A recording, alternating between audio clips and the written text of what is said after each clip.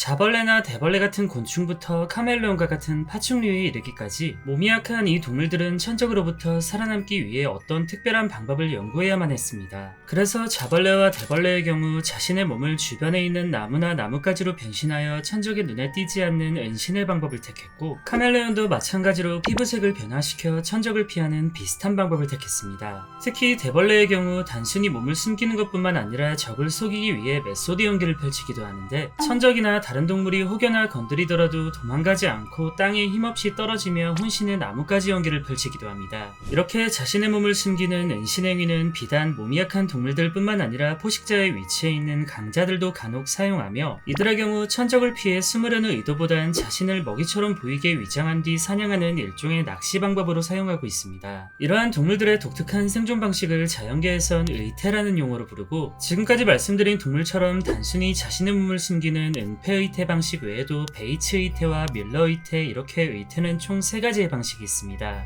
그런데 동물 중에선 간혹 이러한 의태 방식으로 약을 파는 사기꾼 같은 녀석들도 존재하는데, 평소 곤충에 딱히 관심이 없는 분들이라면 이 곤충들을 그저 말벌의 한 종류라고 생각하실 겁니다. 하지만 놀랍게도 이 중에 말벌은 단 한 마리도 없으며, 이 녀석들은 말벌을 흉내내는 타짜 같은 녀석들입니다. 얘는 말벌처럼 강력한 독침이 없어 야생에선 일정량의 단백질에 불과한 개 허접 포지션을 맡고 있지만, 천적들은 어째서인지 약하고 맛있는 이 녀석들을 사냥하지 않고 피하기에 바쁩니다. 이는 이들이 강력한 말벌을 흉내내는 베이츠 의태 방식을 통해 마치 자기가 말벌인 양 천적들을 속였기 때문이며, 비슷한 예로 박각신하방의 애벌레 또한 자신의 몸을 부풀려 독사의 머리처럼 만들고 천적들로 하여금 자기가 독사인 것처럼 속이기도 합니다. 영국의 박물학자 헨리 베이츠가 나비를 연구하던 도중 발견한 이 베이츠 의태 방식은 자신의 몸을 지킬 무기가 딱히 없는 약한 동물이 독처럼 위험한 무기를 가진 강한 동물을 따라하는 방식의 의태 방식인데, 천적의 눈을 피해 자신의 몸을 숨기기에 바쁜 은폐 의태와는 반대로 오히려 지나치게 눈에 띄는 모습으로 천적을 속여 사기를 치는 강심장의 전략입니다.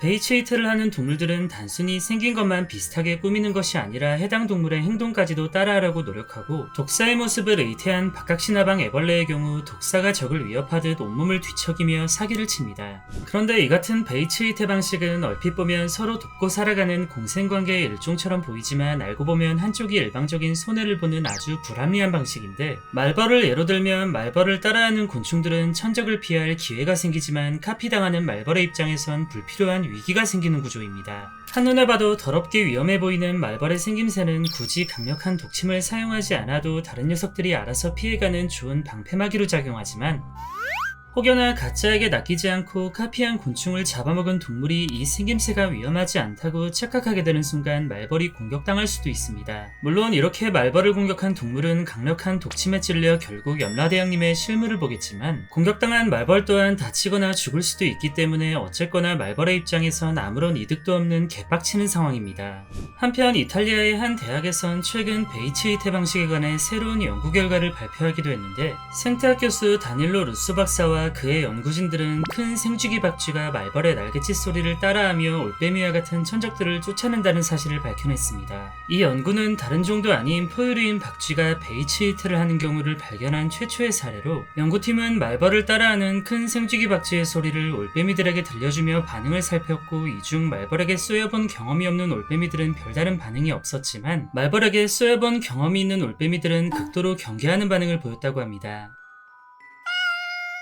반면 독일의 생물학자 프리츠 밀러가 발견한 밀러 의태는 의태보단 공생이란 말에 더 어울리는 서로에게 도움이 되는 의태 방식입니다. 여기 똑같이 생긴 두 종의 나비는 서로 계통도 다르고 전혀 관계가 없는 사이지만 존재 자체가 서로에게 도움이 되는 존재들인데, 이들은 먹는 먹이도 살아가는 방식도 차이가 있지만 자신들을 잡아먹는 천적이 같다는 공통점 때문에 똑같이 생긴 이 외형이 서로를 보호해줍니다. 이 나비들은 적지만 일정량의 독을 지니고 있어 섣불리 얘네를 잡아먹은 동물은 생의 마지막 식사가 될 수도 있는데, 밀러 의태는 이렇듯 나름의 강력한 무기를 가진 동물들이 서로 닮는 방식으로 천적을 함께 피하는 방식의 의태입니다. 천적인 동물은 얘한테 된통 당하고 나면 비슷하게 생긴 동물만 봐도 경기를 일으키며 피하기 때문에 결국 두 종 모두가 종족 보존이 유리해지는 일석이조의 효과가 나타나고, 베이츠 의태로 인해 일방적인 피해만 입었던 말벌도 이 밀러 의태로 인해 어느 정도 보호를 받는 재밌는 상황도 나타납니다.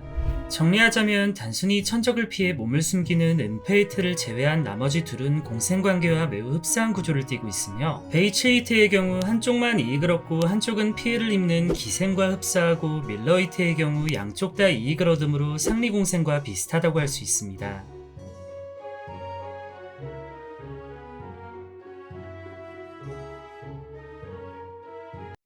안녕히 계세요, 여러분!